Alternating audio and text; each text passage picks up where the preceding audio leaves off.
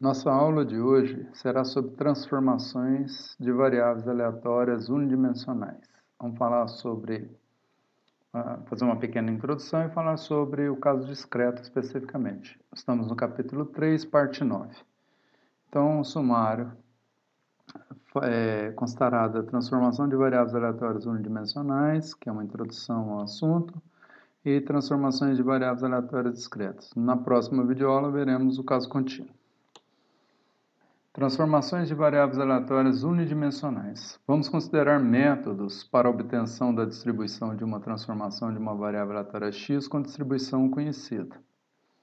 Vamos considerar g uma função Borel mensurável, portanto que nós podemos atribuir probabilidades a essa função, e que y, variável aleatória, y, é essa função g aplicada à variável aleatória x, que também é, portanto, uma variável aleatória, função da variável aleatória x, para a qual queremos determinar a distribuição. Então, veja, a nossa função, diferentemente da matemática, vai ser aplicada na variável aleatória. É uma composição de funções, g de x, que por si só já é uma função, gerando uma nova função, uma nova variável aleatória, y, também Borel mensurável. Temos que considerar diferentes possibilidades para a função de transformação. Y igual a g de x, tais como ser não diferenciável, então essa função ser ou não ser diferenciável, ela pode ser contínua ou não, ser monotônica ou não, entre outras características. Da mesma forma, a natureza da distribuição da variável aleatória x, se ela é contínua ou discreta, também terá implicações relevantes na forma como vamos determinar a distribuição da função da variável aleatória g de x1 aqui, que é a nossa nova variável aleatória y. Nós vamos aplicar uma função g a x e vamos obter uma nova variável aleatória. E determinadas características dessa variável aleatória e a natureza da distribuição vão determinar os métodos apropriados para nós obtermos a nova distribuição de probabilidade desejada da variável aleatória y.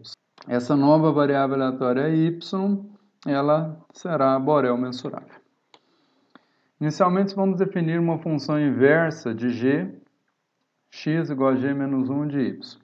Consideremos uma função y igual a g de x de interesse e x aplicado em ômega, uma variável aleatória para todo ômega pertencente a ômegazinho pertencente a ômegazão, que é o espaço amostral.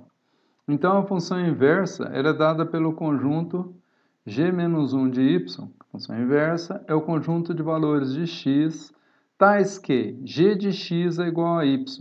E esse conjunto de valores de x, ele pertence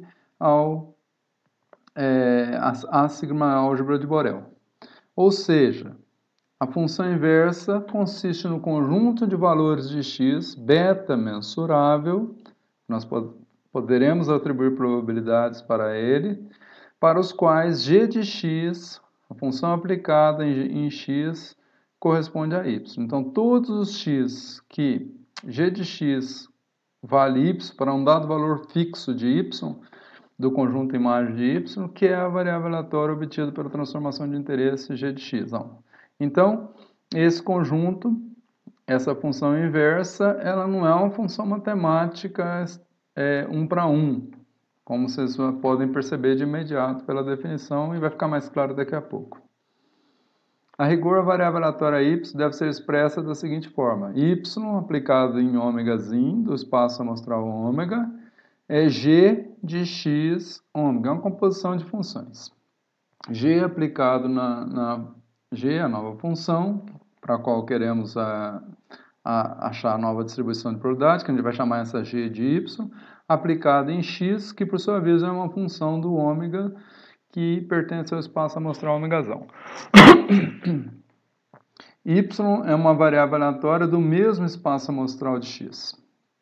O problema, então, se restringe a determinar a distribuição da função g de x, da variável aleatória x, a qual denotamos por y. Então, nós queremos achar a distribuição de probabilidade dessa variável aleatória y, que é g de x. igual eu expliquei, G aplicado a variável aleatória. E, portanto, ela também é uma variável aleatória. Esse novo valor é um valor aleatório y1 que a gente vai representar por y1. Se eu quero os valores de x ao quadrado, qual que é a distribuição de x ao quadrado? Então, meu y é x ao quadrado, a função quadrática que está sendo aplicada a cada valor de x. Podemos pensar essencialmente em dois métodos básicos. O primeiro é o da função de distribuição. Para isso, o evento y menor ou igual a y' deve ser convertido para eventos envolvendo a variável aleatória x. Y menor, portanto, y menor ou igual a y' é g de x, porque y é a transformação de x, menor ou igual a esse valor y' fixado. Então, g, esse evento vai corresponder aos valores de x pertencentes a essa função inversa aplicada a esse conjunto g-1, a esse conjunto dado pelo intervalo dos reais de menos infinito a y. Porque queremos valores menores iguais a y. Então, de menos infinito a y. Intervalo aberto à esquerda e fechado à direita. E para achar a função inversa nesse conjunto, devemos recorrer à definição 1.1, que é a definição de função inversa, a g-1, que acabamos de apresentar. Expressão 1. Vamos voltar aqui para vocês verem. Então, é o conjunto de valores de x, tal que g de x é igual a y, que seja beta mensurável. Para a gente determinar esse evento aqui, a x pertencer a isso aqui. Então, a probabilidade de y ser menor ou igual a y' vai ser correspondente à probabilidade de x pertencer a esse conjunto de valores aqui, que é dado pela função inversa. Esse conjunto de valores x, tal que g de x seja igual a y.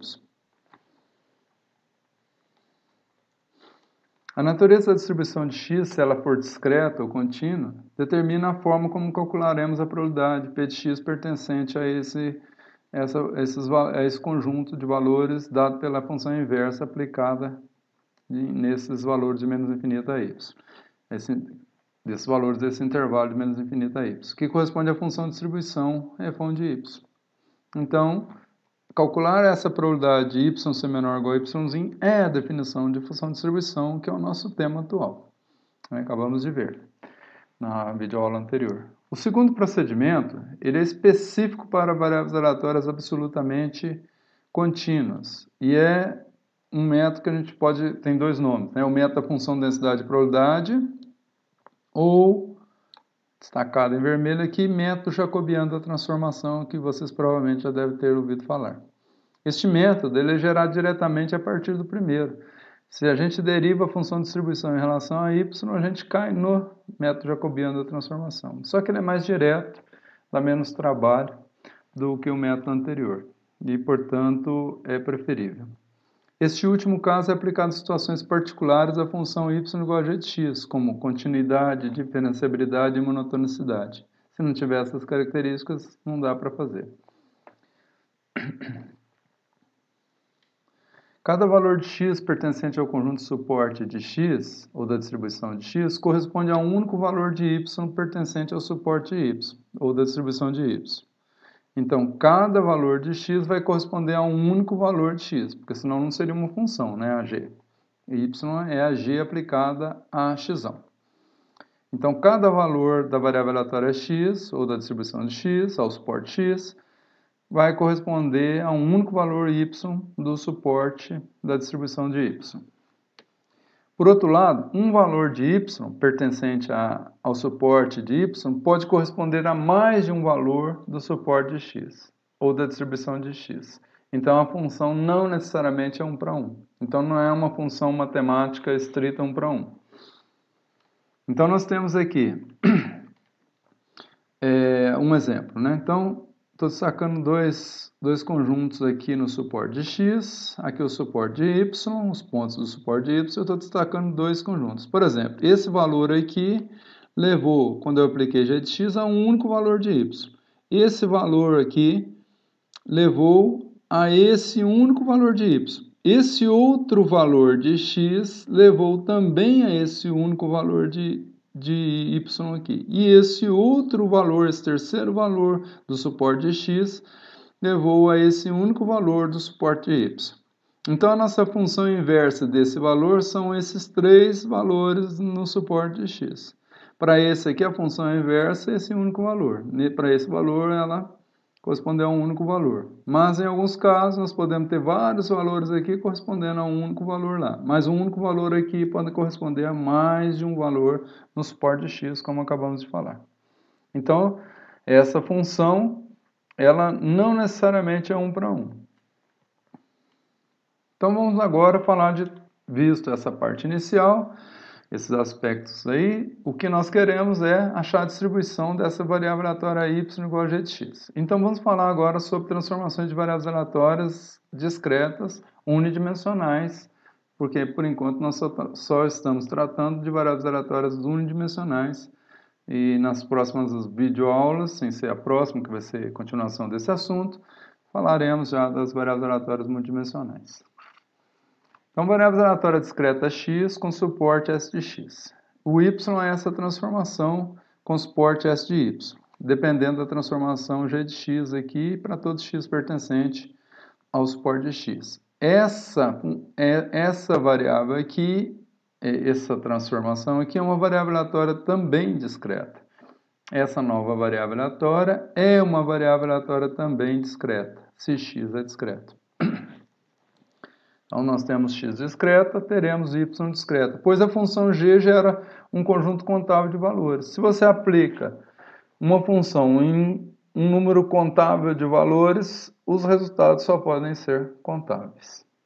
Então, as duas variáveis, a transformação de variáveis aleatórias discretas é necessariamente uma variável aleatória discreta também. Neste caso, g-1 de y é um conjunto contável de valores de x se y pertence a S de y, se ele pertence ao suporte de y. E se não pertence ao suporte, se esse valor de y, que é o argumento da função inversa, não pertencer ao suporte de y, então nós consideraremos que o valor da função inversa é o conjunto vazio. Então, se eu tiver um ponto aqui dos reais, que não está no suporte do y, a função inversa aplicada aqui vai me retornar um conjunto vazio do lado de cá. Se ela for aplicada, a função inversa for aplicada a um conjunto, a um valor de y fixado aqui do suporte da variável aleatória y, então essa função inversa vai dar um conjunto contável de valores no suporte x. Então, poderemos atribuir probabilidades a essa variável aleatória y simplesmente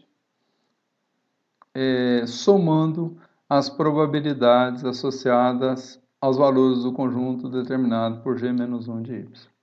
Porque está no suporte, cada valor tem uma probabilidade maior que zero, basta somar as probabilidades correspondentes aos valores de x na função inversa. O seguinte teorema apresenta este resultado. O teorema 2.1, transformações unidimensional de uma variável aleatória discreta. Consideremos uma variável aleatória discreta x com função de probabilidade p de x e a função g, que é uma transformação que queremos, que mapeia os reais nos reais. Então, y, variável aleatória, é g aplicado à variável aleatória x, é uma variável aleatória também discreta com função de probabilidade dada por p de y, é a soma dos p de x avaliado em x, para quais x? Para todos x pertencente à função inversa g-1, em que esse y está fixado aqui, g-1 de y, interseção com S de x. Em que g-1 de y é a função inversa definida em 1.1. Então, quem que é a função inversa? São todos os valores de x, tal que g de x seja igual a y. Se nós somarmos as probabilidades, p de x é igual a x, o primeiro x desse conjunto, p de x é igual ao segundo x desse conjunto, e assim por diante, desde que eles pertençam ao suporte, porque tem que ser interseção com o suporte, nós temos a probabilidade de y assumir o valor yz.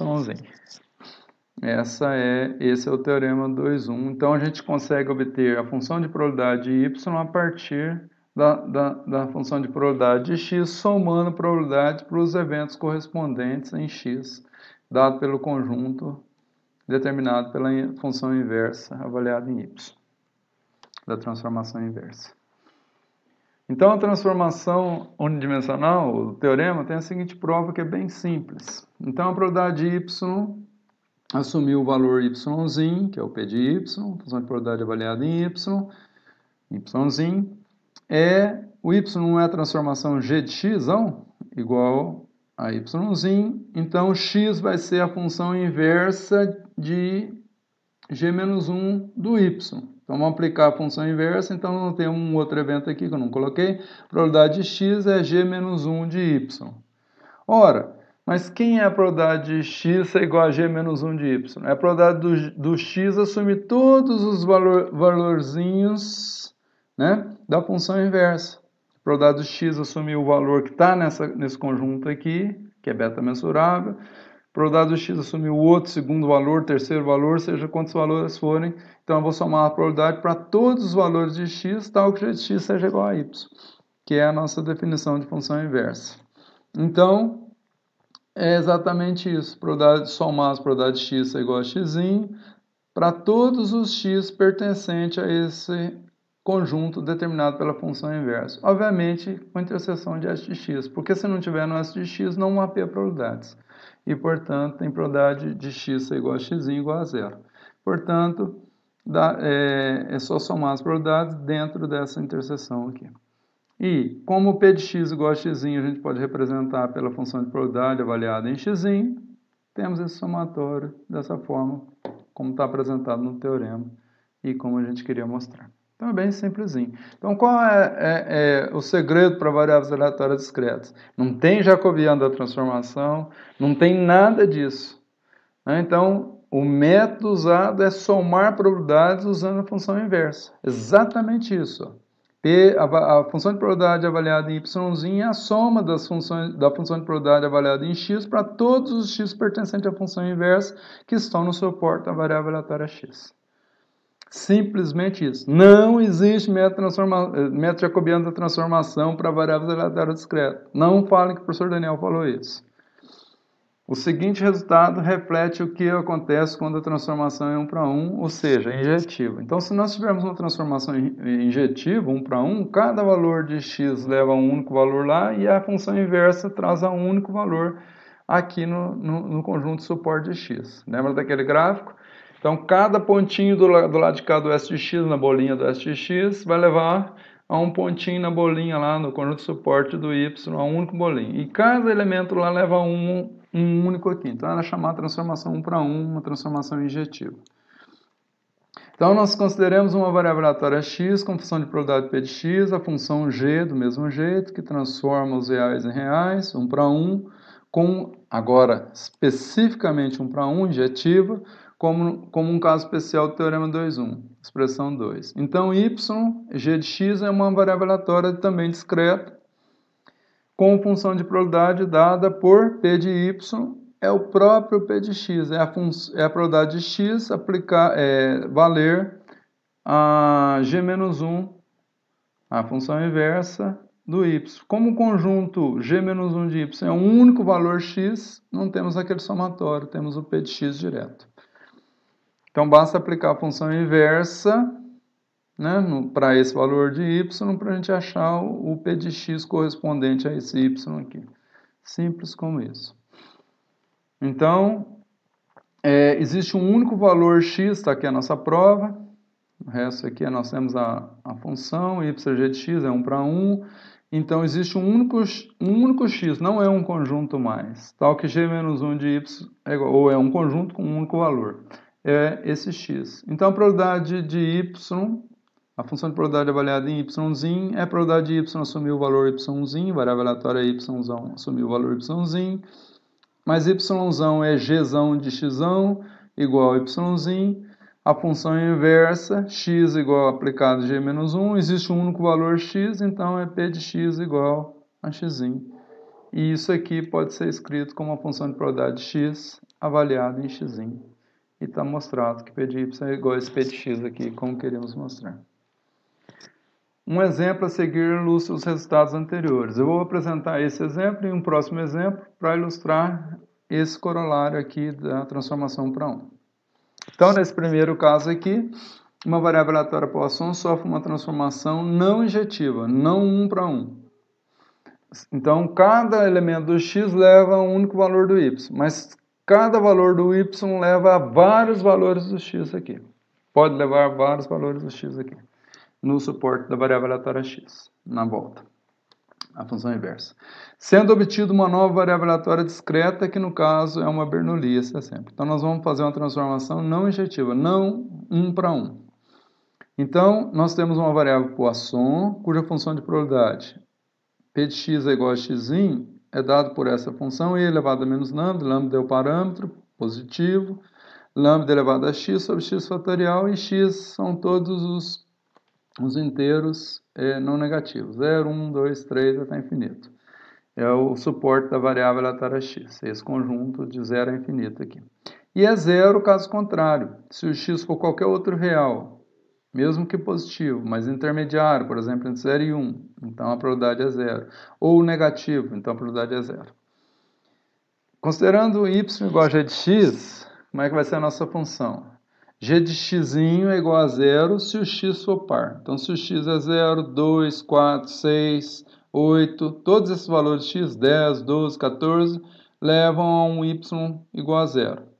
E g de x é igual a 1 se o x for ímpar. Então, para 1, para 3, para 5, para 7, para 9, etc., o valor da função aplicada a esse valor é a constante 1.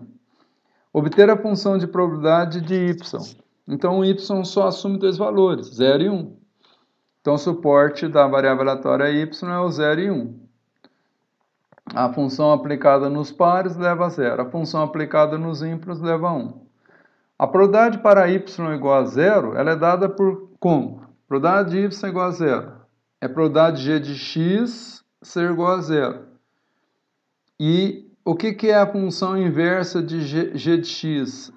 É o conjunto de valores de x que são pares. Toda vez que o x for par, dá um valor zero quando aplicar a função. Então, é a probabilidade de x ser par. Então, como é que eu vou obter a probabilidade de x ser par? Somar no suporte da variável aleatória x os valores da função inversa. Então, quem são os valores da função inversa? É todos os x pertencentes a 0, 2, 4, 6, 8. Então, para esse conjunto aqui, eu vou somar as probabilidades de Poisson. Ora, veja que aqui não depende de x. Então, eu vou pôr e menos lambda em evidência, foi o que nós fizemos aqui. E vou fazer uma transformação de variáveis aqui. Meu x eu vou chamar de... vou trocar para cá, mas como ele é par, quando for 0, 2 vezes 0 é 0. Quando for 2 o x, o k vai ser 1. 2 vezes 1, 2, dá o 2. Quando for 4, o k é 3. Então, meu k é x é igual a 2k. Portanto, meu k é x sobre 2. Então, se eu faço essa transformação de variáveis, x é igual a 2k, então no lugar do x eu substituo por 2k. E o somatório vai de 0 a infinito. Em vez de somar os valores pares, eu vou somar para a série inteira. 0, 1, 2, 3, 4 e assim por diante. Aí eu posso usar a expansão de Taylor de determinadas funções aqui. Então, eu reconheço que isso aqui é a função, está relacionado com a função de Taylor de e elevado a lambda, mais e elevado a menos lambda. Então, se eu fizer a expansão em Taylor disso aqui, não vou entrar em detalhes, em torno de 0, né? Vocês vão ver que isso aqui é 2 vezes lambda elevado a 0 sobre 0 fatorial. Quando for 1 aqui dá 0. Aí 2 elevado a lambda ao quadrado sobre 2 fatorial, porque há um cancelamento aqui. Então, se você tem que fazer a expansão inteira para verificar isso aqui. E 2 elevado ao quadrado sobre 2 fatorial, ímpar, dá 0, que é o terceiro. 2 elevado, então só vai ter termos pares, soma dos termos pares. Tá? Então, nesse caso aqui, eu vou ter essa soma específica aqui, ó. Lambda elevado a 2n, o n aqui, k aqui, o x são variáveis dummies nessas somas. Então, n variando de 0 a infinito, veja que é 2n e 2n fatorial, que é o que está aqui embaixo. 0, quando o n for 1, quando o n for 2 vai dar 2 fatorial, quando o n for 3 vai dar...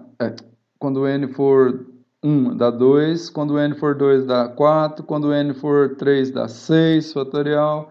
Então, vou só somar termos pares. E aqui a lambda a 0, quando o n for 0, depois o lambda igual a 1 dá 2n, dá 2, e assim por diante. Ponho o 2 em evidência, vou somar isso aqui. Veja, a soma aqui, a expansão em Taylor disso aqui, deu isso aqui. Então, a gente verifica que essa soma, porque o k e o n aqui, ó, é só uma variável lambda, então essa soma aqui é e elevado a lambda mais e elevado a menos lambda dividido por 2. Só passar o 2 dividindo para o lado de lá. Está multiplicando na soma aqui. Bom, eu fiz de um outro jeito aqui. Eu expandi individualmente o e elevado a lambda e o e menos lambda. Então, a expansão disso deu isso aqui. Não vou entrar em detalhe da expansão de série de Taylor, dessa somatória. E a expansão dessa outra parte aqui deu isso aqui. Então, mas lá a gente já tinha verificado que era mais direto lá. Já podia ter substituído por isso aqui dividido por 2. Aí, a partir dessas...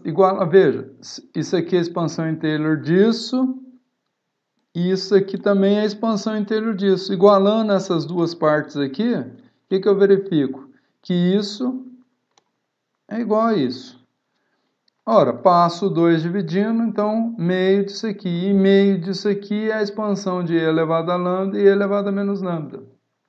Então, aqui eu fiz questão de fazer desse jeito para mostrar uma outra identidade que no futuro, no meu livro, eu uso. Tá? Mas ali a gente já podia ter reconhecido ó, essa soma aqui, está aqui, ó, só tá com letra diferente. Mas ela não é igualzinha, tem um 2 multiplicando. Então, e essa soma aqui, multiplicando por 2, é isso aqui, ó, expansão em Taylor disso. Então, basta pegar isso e dividir por 2 que eu vou ter isso. Então, vai ficar e elevado a menos lambda, que multiplica meio dessa soma aqui. É o que está aqui, ó. E elevado a menos lambda, meio, o meio está aqui, meio daquela soma. Então, o e menos lambda. Então, a probabilidade do y ser igual a 0, continuando, essa soma eu vou substituir por isso. E simplifico aqui, multiplico aqui dá 1, multiplico aqui dá e elevado a menos 2 lambda, meio disso. Então, como a probabilidade de x ser igual a x é igual a 1, a soma de todas as probabilidades dá 1, temos que a probabilidade de y ser igual a 1 significa o quê? A probabilidade de x ser ímpar. Ora, a probabilidade de x ser ímpar, a soma dos pares e dos ímpares dá 1, soma de todas as probabilidades. A soma de x ímpar é 1 menos a soma das probabilidades de x ser par, que nós acabamos de determinar. Então, a probabilidade de y ser 1, que fica muito mais simples do que fazer expansão em Taylor, igual eu fiz, poderia ser feito também, 1 menos isso, simplificando. Né? A gente, depois de resolver isso aqui, acha o mínimo, subtrai 1 menos 1, depois 1 menos... 1 não, né? Vai ficar menos meio dessa outra parte aqui, põe o meio em evidência, tranquilo. Chega nisso aqui. Então, finalmente, a probabilidade de y ser igual a y'zinho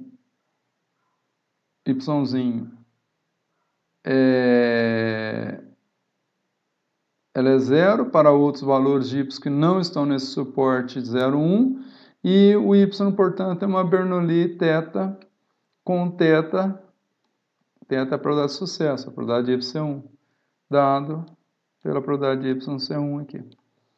E a probabilidade do fracasso é 1 menos isso, que é a probabilidade do y ser 0, que dá isso aqui. Probabilidade de y ser 0. Pronto.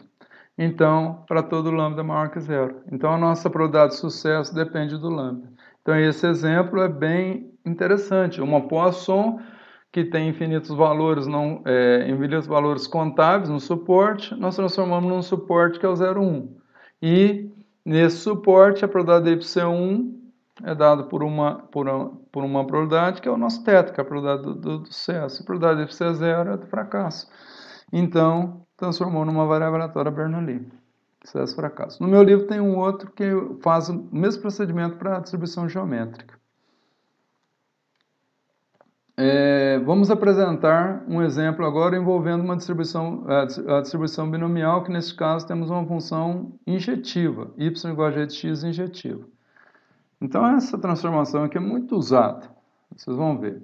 Então x é binomial com parâmetros n e θ. Com função de probabilidade, né? Nós conhecemos, probabilidade x assumir os valores x é combinação de n x a x, θ, que é o número de 0 e 1 elevado a x, 1 menos θ elevado a n menos x para todo x do suporte, que é o conjunto de inteiros de 0 a n. 0, 1, 2, 3 até n. E 0 caso o x não pertença a esse suporte. E vamos considerar a transformação y igual a g de x, que é n menos x.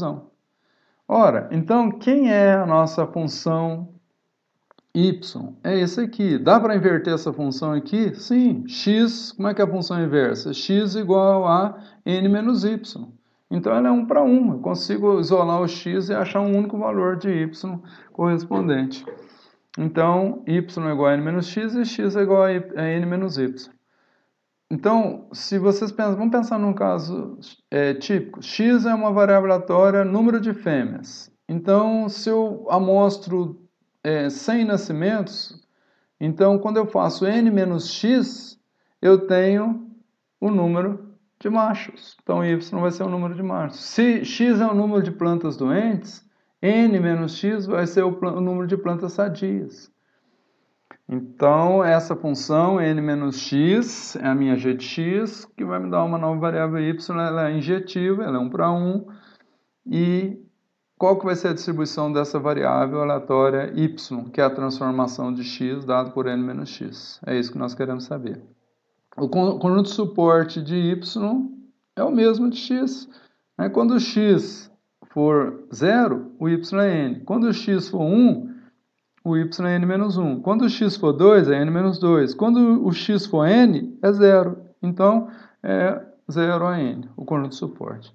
Quando y é igual a y', quem é x? Como eu disse, x é n menos y', que é a função inversa aplicada para esse valor de y'. Ora, porque a variável aleatória x é n menos y'. Se o y' vale se o y vale y', então fica n menos y'.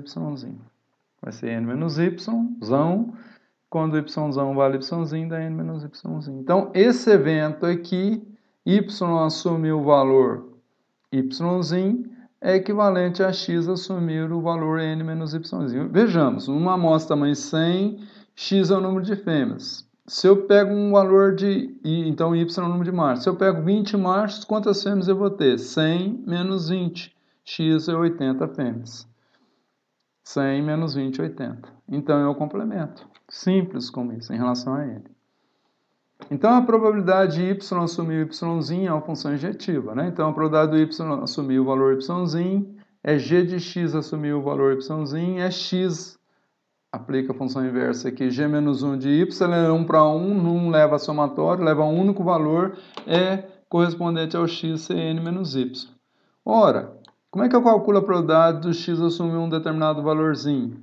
Uso a função de probabilidade. Combinação de n a esse valorzinho, θ elevado a esse valorzinho, 1 menos θ elevado a n menos esse valorzinho. Então, no lugar do x lá, eu vou colocar n menos y. Onde tinha x lá, eu coloquei n menos y. Por que está mais y aqui? Porque menos com menos dá mais, né? Eu já tirei o parênteses.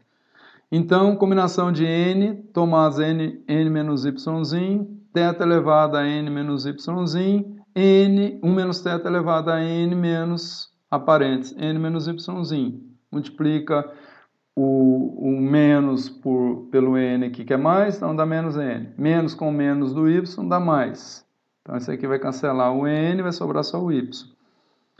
Isso aqui, n não tem jeito de fazer nada por enquanto. Isso aqui não tem jeito de fazer nada, isso aqui sobrou y. Ora, existe uma identidade na binomial. 100 combinados 80 a 80 é igual a 100 combinados 20 a 20. Complemento aqui. Então, essa identidade binomial a gente pode aplicar aqui. Ó. Então, dá n tomados y a y é a mesma coisa de n tomados a n menos y a n menos y. Troquei de posição aqui, 1 menos θ elevado a y aqui e o θ elevado a n menos y aqui. Ora, que modelinho é esse aqui? Compare com o modelo original binomial. Combinação de n, y, x a x, θ elevado a x, 1 menos θ elevado a n menos x. Ó. X, θx, 1 menos θx. O que está? Só está trocado o θ com o menos θ. Então, a probabilidade do y igual a yzinho é uma binomial. Olha o modelo binomial aqui. Mas quem é o θ o novo para a probabilidade de sucesso? Não é o θ mais, é 1 menos θ. E quem é a probabilidade de fracasso? É o complemento dele, que é o θ. Então, a gente reconhece y como uma variável binomial de parâmetro n e probabilidade de sucesso 1 menos θ. Está invertido aqui. Ó. 1 menos θ elevado a y, 1 menos θ elevado a x.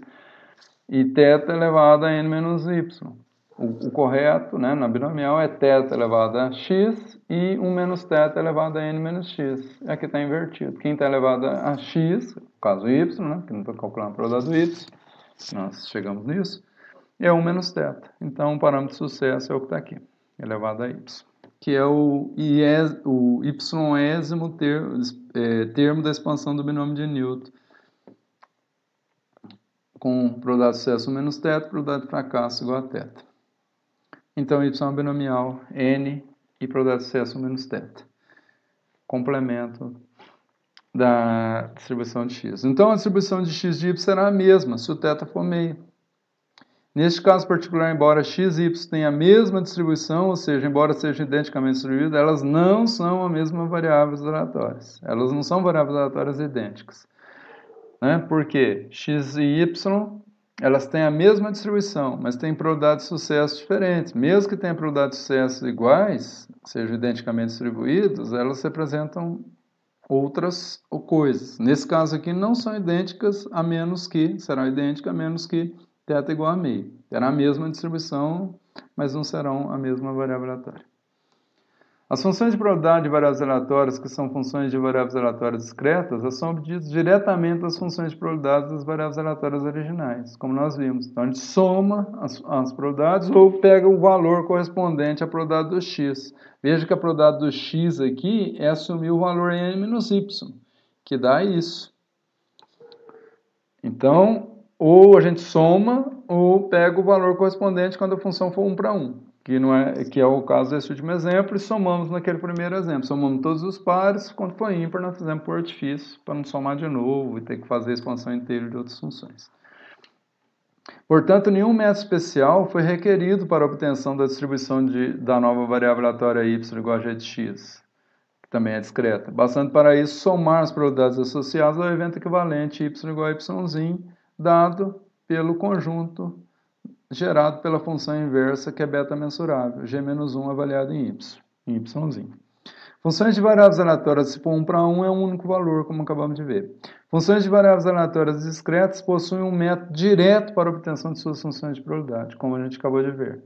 Já as variáveis aleatórias contínuas requerem métodos mais elaborados, que serão apresentados na próxima videoaula, e onde nós vamos falar especificamente de alguns métodos e dar ênfase ao método jacobiano da transformação, que é muito importante na estatística. Até lá, então.